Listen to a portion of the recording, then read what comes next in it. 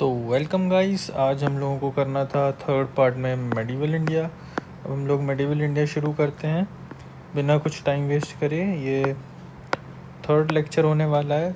मैं अपने लेक्चर्स को थोड़ा छोटा ही रखूँगा ताकि एक वीडियो देखने में बहुत हैवी ना लगे, इसलिए हम लोग अब मेडिवल इंडिया से शुरुआत करेंगे और आज मेडिवल इंडिया ये वाले लेक्चर में ख़त्म करने की कोशिश करते हैं। मेडिवल इंडिया में बिहार का क्या क्या इम्पोर्टेंट जो एस्पेक्ट्स हैं वो कवर करेंगे। सबसे पहले हम लोग देखेंगे बिहार अंडर टर्किश रूल। तो इस पोर्शन से क्वेश्चन बार बार ये पूछा जाता है कि एक्चुअल क्रेडिट किसको दिया जाता है टर्किश रूल को बिहार में इस्टेब्लिश करने का। तो उसमें नाम आता है बख्तियार खिलजी का। बख्तियार खिलजी का नाम याद रखेंगे, जो कि एक टर्किश रूलर था जिसने सबसे पहले बिहार में टर्किश रूल को इस्टेब्लिश किया था। Bakhtiyar Khilji was a slave of Qutubuddin Aibak. तो कुतुबुद्दीन ऐबक का स्लेव था बख्तियार खिलजी, उसने ही टर्किश रूल को इस्टेब्लिश किया। At the time of Bakhtiyar Khilji's invasion Bihar was ruled by many small rulers. North Bihar was ruled by the Karnat dynasty. तो जब बख्तियार खिलजी आया तो वो क्वेश्चन बन सकता है कि बख्तियार खिलजी के आने के टाइम पे बिहार में कौन सी डायनेस्टी रूल कर रही थी। तो इसका जवाब हो जाएगा कर्नत डायनेस्टी। ऐसे ही क्वेश्चंस उठ जाते हैं पेपर्स में, इसलिए इन चीज़ों को थोड़ा फोकस करेंगे। अब कर्नत डायनेस्टी बिहार में तब रूल कर रही थी और बख्तियार खिलजी का important success was the conquest of Odantapuri Bihar. अब उदांतापुरी यूनिवर्सिटी हम लोगों ने पढ़ा था कि वो गोपाला ने बनवाई थी। Bakhtiyar Khilji destroyed Odantapuri as well as Nalanda and Vikramshila university. तो तीनों यूनिवर्सिटी जो हम लोगों ने पढ़ी, उदांतापुरी बनवाई थी गोपाला ने, नालंदा बनवाई थी कुमारगुप्त ने और विक्रमशिला बनवाई थी धर्मपाल। ये तीनों ही जो यूनिवर्सिटीज़ थी, Bakhtiyar Khilji is credited to have destroyed all the three universities at that time. He attacked Nadia Bengal also, and Lakshman Sen fled in a fear without fighting, and Bakhtiyar captured the region and made Lucknauti his capital. Bakhtiyar was murdered by one of his officers, Ali Mardan. His body was buried in Imadpur of Bihar Sharif. Local dynasties उस वक्त क्या rule कर रही थी, अभी पढ़ा था कि नॉर्थ बिहार में कर्नट डायनेस्टी रूल कर रही थी। अब कर्नट डायनेस्टी ऑफ मिथिला यानी कि बिहार वाला region, during the decline of the Pala dynasty, जब पाला डायनेस्टी डिक्लाइन हुई तो कर्नट डायनेस्टी इमर्ज हुई इस रीजन में। फाउंडर कौन थे? नन्यादेव इसके फाउंडर हैं। कैपिटल कर्नट डायनेस्टी की क्या थी? सिमरावनगढ़। लेकिन ये इंपॉर्टेंट नहीं है, इंपॉर्टेंट ये है कि नन्यादेव इसके फाउंडर थे। During Bakhtiyar Khilji's Bihar campaign, Karnat ruler Narasimha Dev had supported him by giving him tribute or gift because the Karnat dynasty was in conflict with the Sena dynasty. The campaign of the Turkish commander Tughril Tugan against the Karnat dynasty has been discussed by the Tibetan Dharmaswami. Generally, the relationship of Karnat dynasty with the Sultan of Delhi was just of gift and tribute, but Ghiyasuddin Tughlaq conquered the Karnat region during his Bengal campaign. At the time of Ghiyasuddin's campaign, the ruler of Karnat dynasty was Harsimha Dev. Harsimha Dev was also a social reformer. Harsimha Dev was the last ruler of this dynasty, and Maithili language was developed during the Karnat dynasty. तो दो ही point याद रखने वाले हैं, तीन। एक Maithili language Karnat dynasty के time पे डेवलप होती है, Harisimha Dev was the last ruler of the Karnat dynasty, and Nanya Dev is the first ruler of Karnat dynasty. तो तीन चीज़ें जो याद रखने वाली हो गई, Nanya Dev founder,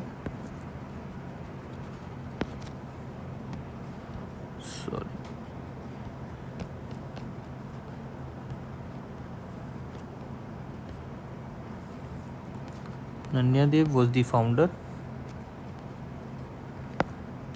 and then came last ruler was Harsimha Dev, and Maithili during Karnat dynasty. That's it. Karnat dynasty के बारे में यही तीन बातें याद रखनी है। अब सल्तनत पीरियड शुरू होता है, तो बिहार में जब सल्तनत पीरियड शुरू होता है तो बिहार एक बहुत ही लंबे टाइम के लिए बैटल ग्राउंड बना रहा था सुल्तान ऑफ दिल्ली और रूलर्स ऑफ बंगाल के बीच में जो भी टसल चल रहा था उसके लिए। तो Iltutmish was the first sultan of Delhi सल्तनत हु कैंपेन्ड ऑन बिहार। तो सबसे पहले क्वेश्चन बनेगा कि first ruler of Delhi Sultanate to campaign on Bihar was Iltutmish. Captured Bengal, Bihar in 1225 AD, but his control ended during the time of his successor. Iltutmish appointed Malik Jani as the first governor of Bihar. अब दिल्ली सल्तनत के time पे पहला governor कौन बना?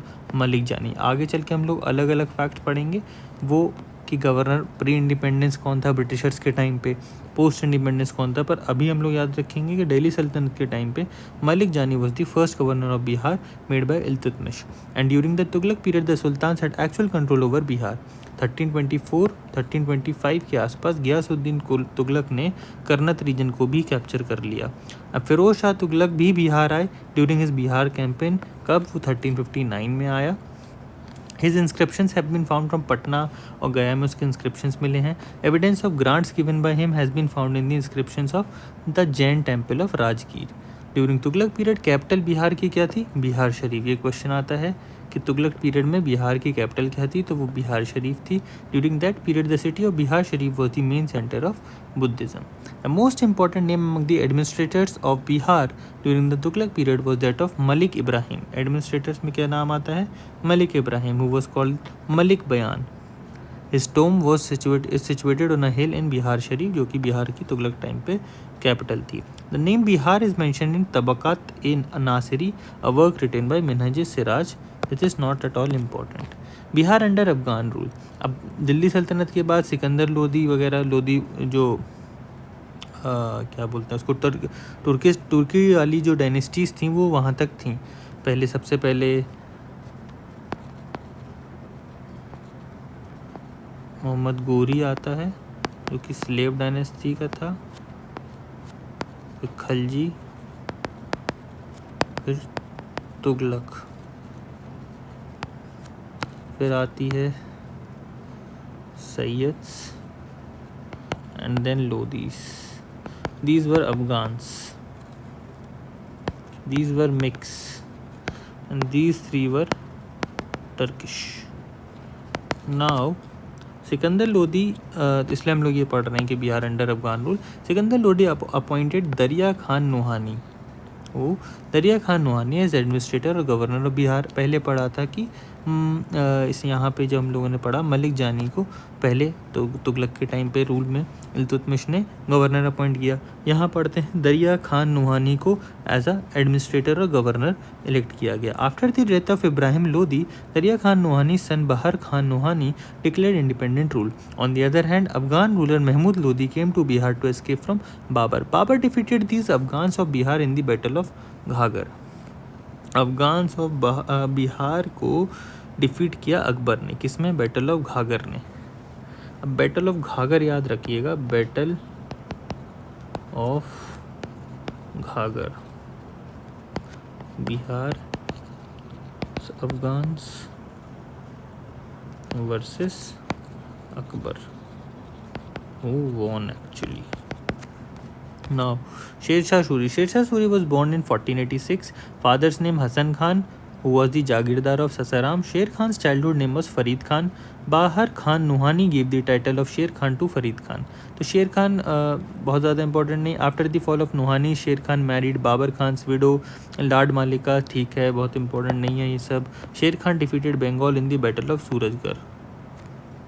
Sher Khan had proposed Humayun that if he was allowed to take control of Bengal, he would surrender Bihar, give 10 lakhs dinars annually। He assumed the title of Sher Shah after defeating Humayun in the Battle of Chausa। Important ये है कि Battle of Chausa हुआ तो उसमें हुमायूं को defeat करके शेर खान को ये वाला टाइटल मिलता है आफ्टर डिफीटिंग हुमायूं। ये बैटल ऑफ चौसा याद रखिएगा। Okay, in 1540 AD he defeated Humayun in the Kannauj region। And establish सूर डायनेस्टी इन दिल्ली। तो सूर डायनेस्टी का फाउंडेशन पूछ ले किसने किया था, तो सूर डायनेस्टी का शेर शाह ने किया था, इसलिए इसका नाम पूरा पड़ता है Sher Shah Suri. And then built a fort of Patna and made this city the capital of Bihar. Its description is found in Abdullah Tariq-e-Daudi. Sher Khan conquered Raisen in 1543 AD and Marwar in 1544 AD. In 1545 AD, he was injured in a shell explosion during the Kalinjar campaign and died. Sher Shah started the construction of mausoleum based on Indo-Islamic architecture in Sasaram. तो शेर खान ने काफ़ी कुछ किया, कुछ campaign चलाए, यहाँ पे मौजोलियम बनाया ससाराम में during his lifetime, Rohtas fort बनाया, पटना को कैपिटल बनाया, फोर्ट ऑफ पटना बनाया। शेर शाह स्टार्टेड दी जब्ती सिस्टम।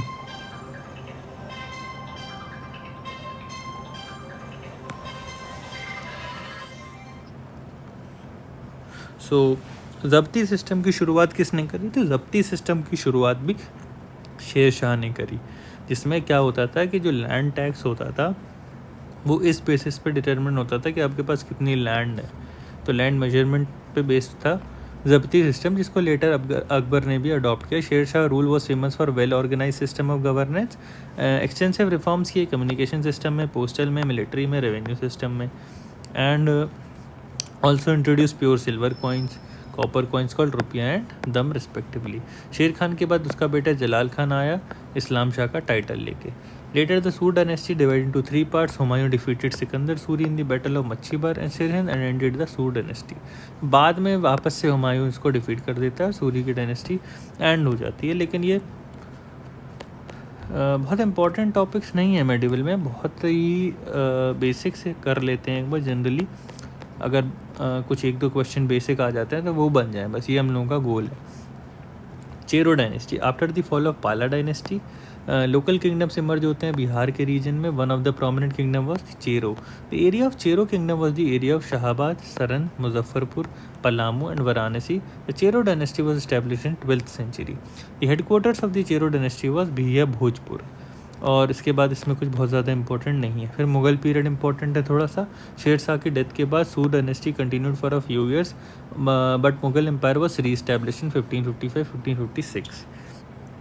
1556 में मुगल एम्पायर री इस्टेब्लिश हो गया। री इस्टेब्लिशमेंट के टाइम पे दिल्ली में an Afghan empire was formed in Bihar under the leadership of Taj Khan Karani. Important नहीं है।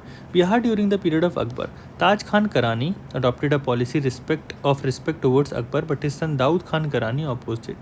Akbar himself attacked to punish him in 1576 AD, conquered Patna. As a result, Daud Khan had to leave Patna and run away. And Daud Khan proved to be the last Afghan ruler of Bihar. ठीक है, तो last Afghan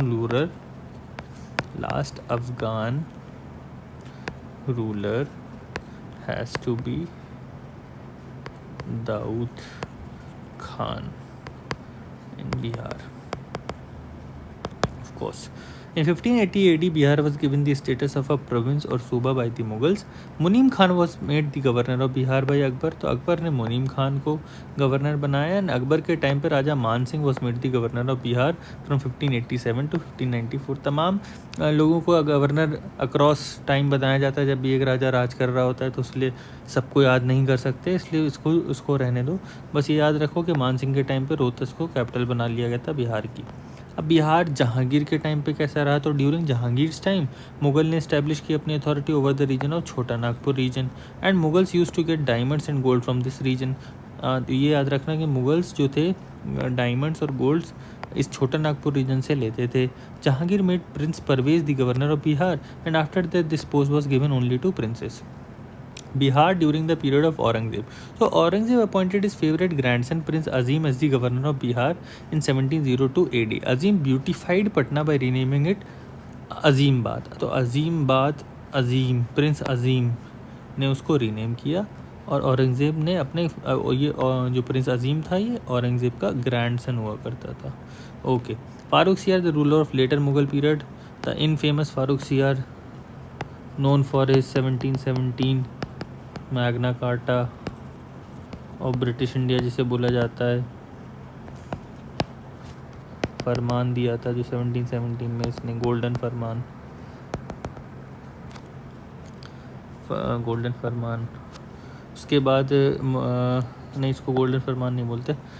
got his formal coronation done in Patna, he was the first Mughal emperor whose coronation took place in Bihar. तो फारूक सियार को सबसे पहली बार बिहार में coronate किया गया। Shah Alam the two was also formally coronated Patna in 1761 AD।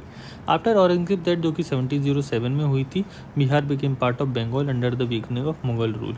मुर्शिद Quli Khan was the governor of Bengal and Orissa from 1717 to 1727 AD। तो औरंगज़ेब के बेटे, औरंगज़ेब के ग्रैंडसन यानी कि पोते ने, प्रिंस अजीम ने पटना को रीनेम कर दिया अजीमाबाद। फारूक सियान का कोरोनेशन हुआ पटना में। औरंगज़ेब की डेथ हुई थी 1707 में, तो बिहार जो था वो एक बंगाल का पार्ट बन गया।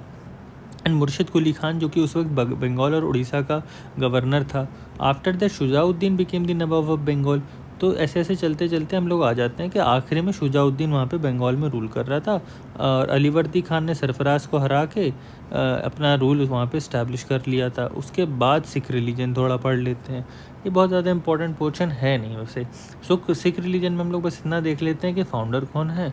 तो Guru Nanak is the founder of Sikhism, and 9th out of this 10 Sikh Gurus, Guru Nanak, Guru Tegh Bahadur and Guru Gobind Singh were related to Bihar। तो जो first Guru Nanak founder, 9th